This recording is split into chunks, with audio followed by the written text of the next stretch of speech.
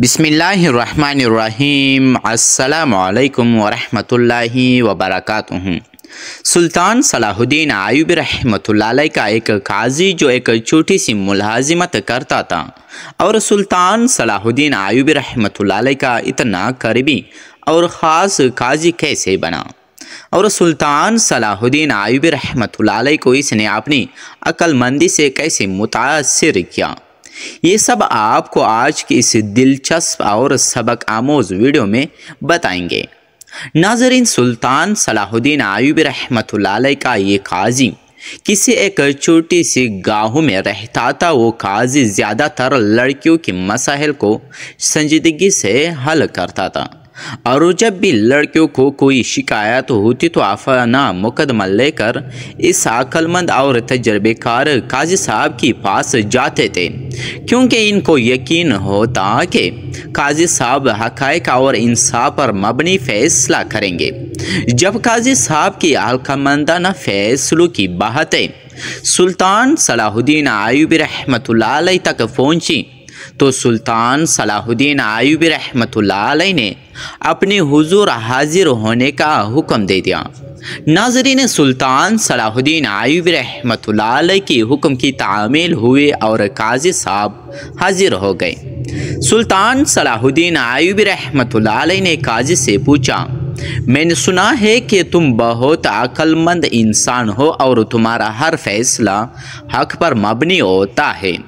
तो ये सुनकर नाज़रीन, काजी साहब ने कहा कि सुल्तान मुअज़्ज़म, मैं एक इंसान हूँ, कभी कभार मुझसे कभी गलती सरजद हो जाती है और बात रही इंसाफ की तो सबसे अच्छा इंसाफ करने वाला तो सिर्फ हक़ ताला है।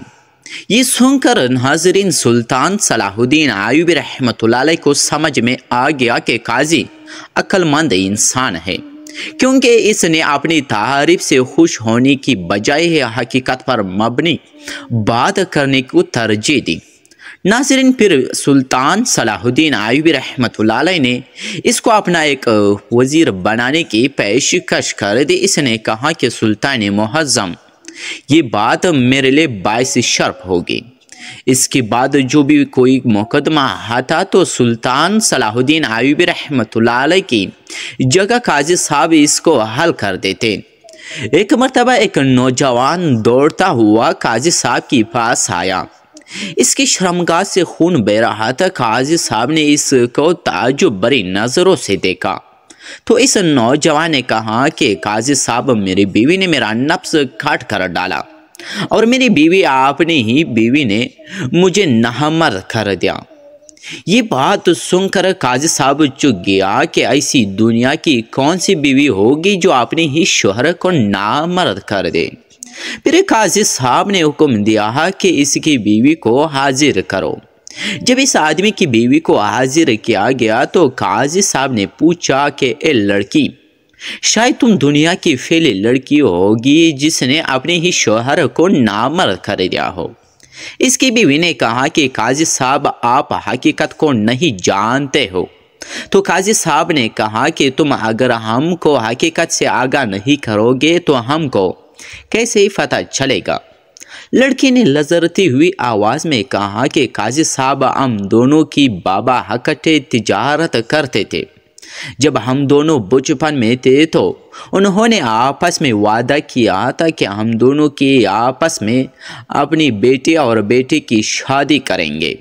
जब हम दोनों जवान हुए तो मेरे बाबा ने मुझे कहा कि बेटी, मैंने तुझे बहुत नाजों से पाला है। आज मैं तुम्हें एक बात बताता चाहता हूँ कि मैंने तुम्हारी शादी बचपन ही में अपनी दोस्त की बेटी के साथ मुकर्रर कर दी थी। वो मेरे साथ तिजारत करता था और हम दोनों की दोस्ती की लोग मिसालें देते थे। अगर तुम चाहो तो मेरी पसंद, मेरी वादे के मुताबिक इस लड़के से शादी करो। मैंने अपने बाबा को कहा कि अगर आपने मेरा रिश्ता किसी दूसरे के साथ भी मुकर्रर किया होता तो मैं ज़रूर करती। मेरे बाबा ने मेरे सर पर हाथ रखा और चंद दिन बाद हमारी शादी हो गई। हम दोनों बड़ी हंसी खुशी ज़िंदगी गुजार रहे थे, लेकिन शादी के चंद दिनों बाद मेरे शौहर का रवैया मेरे साथ बदलने लगा। مجھے شک ہو گیا تھا کہ میرا شوہر کسی غلط راستے پر چل پڑا ہے۔ میں نے اپنے شوہر کو کہا کہ تم مجھے اس بار تجارت کرنے کے لیے ساتھ لے جانا، لیکن میرا شوہر نے مجھے ساتھ لے جانے سے صاف انکار کر دیا۔ اب میرا شک یقین میں بدل چکا تھا کہ میرا شوہر مجھے گمراہ کر رہا ہے اور یہ کسی غلط راستے پر چل پڑا ہے۔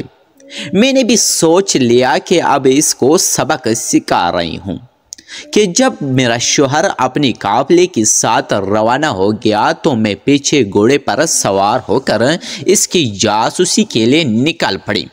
سفر بہت طویل تھا لیکن ہم جلد پہنچ گئے۔ سب تاجروں نے بازار سے تھوڑا فاصلے پر اپنے خیمے لگا دے اور آپس میں مشورہ کیا کہ کل بازار جا کر اپنا سامان بیچیں گے۔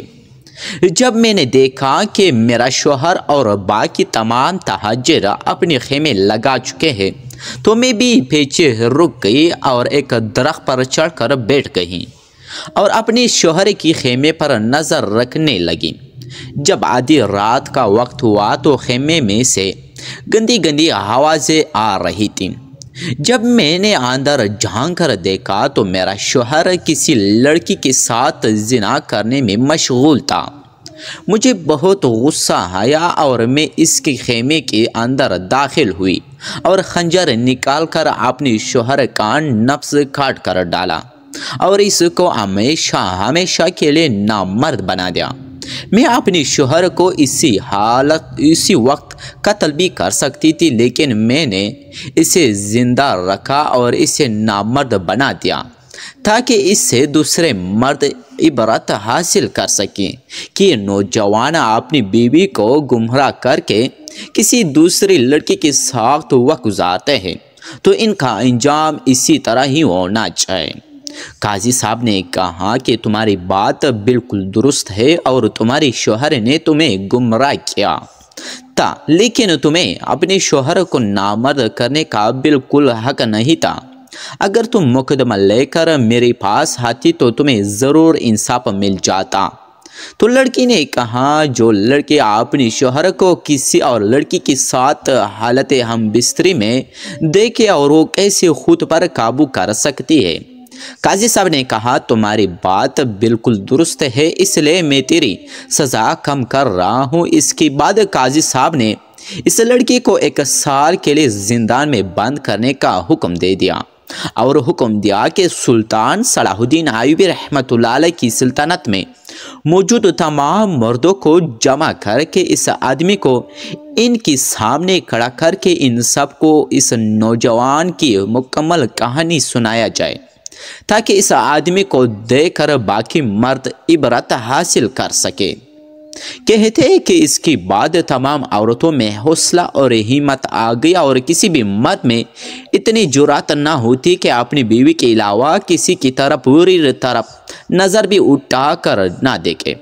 ناظرین، کمنٹ باکس میں اچھا سا اچھا امین لکھے اور اچھا سا اچھا کمنٹ دیجیے اور مجھے سبسکرائب کر لیجیے اور بیل نوٹیفیکیشن کو آن کر کے تاکہ اسی طرح تاریخی اور سبق آموز ویڈیو کی نوٹیفیکیشن آپ لوگوں تک پہنچتے رہے۔ بہت شکریہ آپ سب کا۔